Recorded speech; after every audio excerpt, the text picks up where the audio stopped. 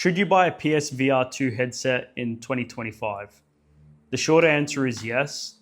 The long answer is if you're after the most engaging and immersive video game experience, it's a must have.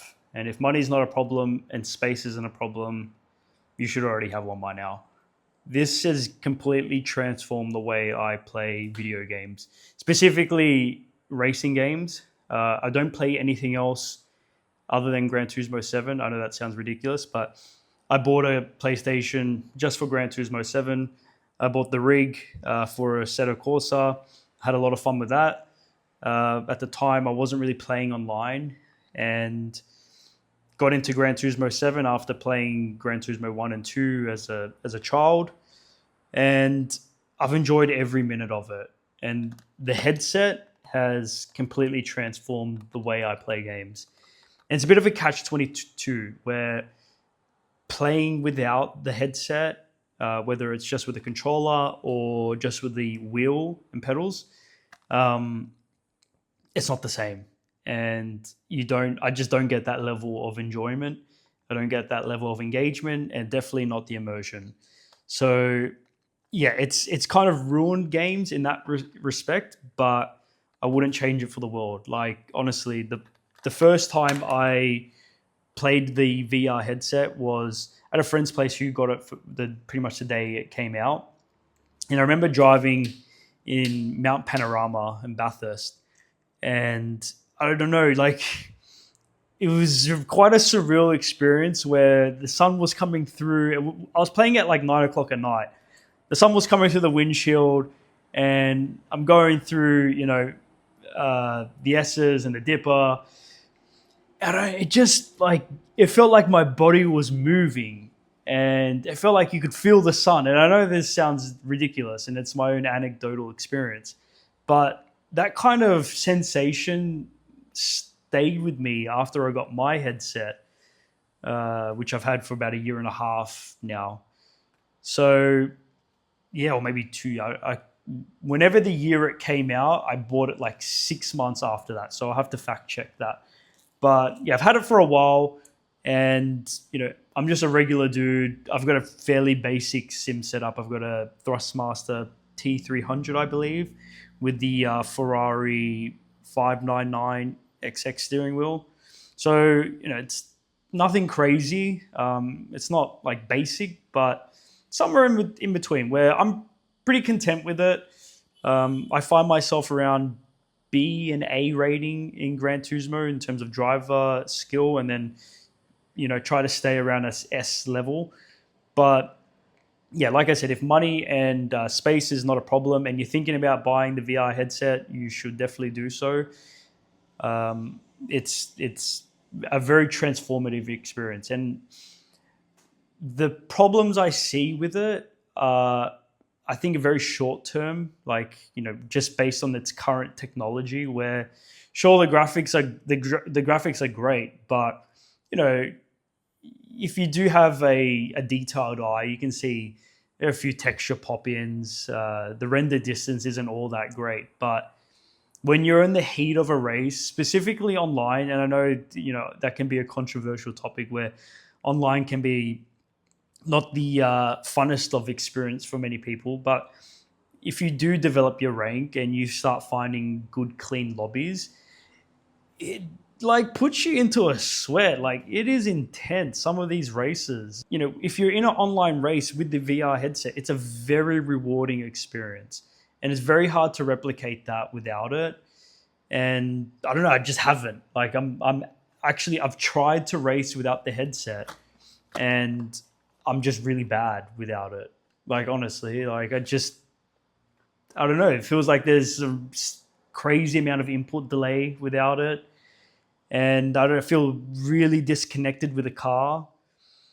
And it's like I'm learning to drive again. The learning experience with the VR headset took maybe 1.5 hours to get pretty comfortable with it. And in terms of lap time speeds, I feel like I'm more competitive with the VR headset.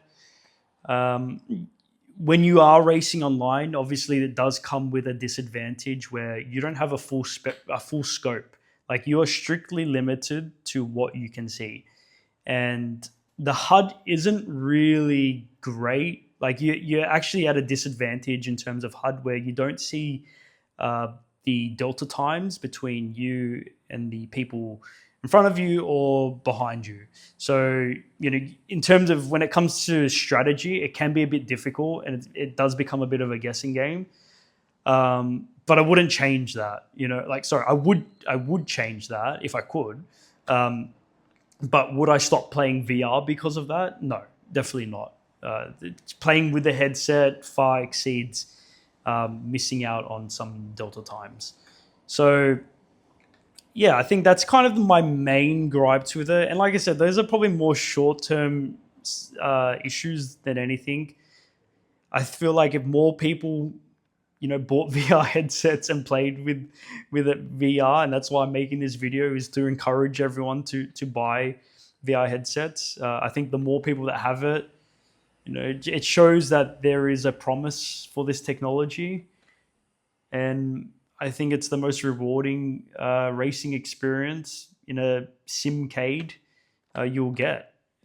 It's worth every dollar. Like, I bought my PlayStation just for Gran Turismo, and I can play iRacing, but my PC, where it's situated, I can't fit the sim rig, and I just don't really want to be carrying my PC to the lounge room in order to play a game. It's just, I like to sit down, press a button, put the headset on, and jump in my favorite cars and be able to customize them however I want. Sure, the quality of racing probably isn't as good as iRacing, but I mean, I've had some pretty incredible races. I've had some pretty crappy races as well. I've had probably more crap races than I've had good races, but when it hits, it just hits different. And yeah, I think it's definitely rewarding, and you should buy it. Yeah, that's my honest review of the PSVR2 in 2025. Yeah, and actually, before I finish, I played. So apparently, not apparently, you can play this on PC now. You can buy an adapter. On my computer, I'm running a 2070 Ti, where at that time there was support for VR headsets where you could just plug it directly into the GPU and it works fine. So I don't have to use an adapter.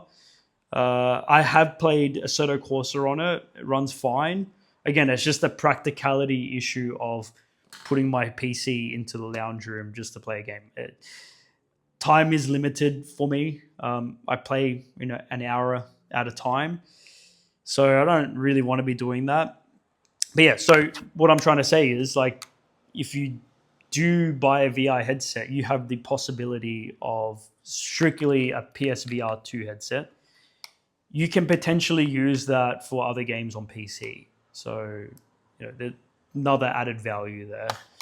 I think the adapter for it, if you don't have a 2000 series GPU, is like $100 Australian. So what's that, like $60 USD? Yeah, that's it. So if you're thinking about buying it, you should. If you stayed this far, thanks for watching. I post clips of GT7. Yeah,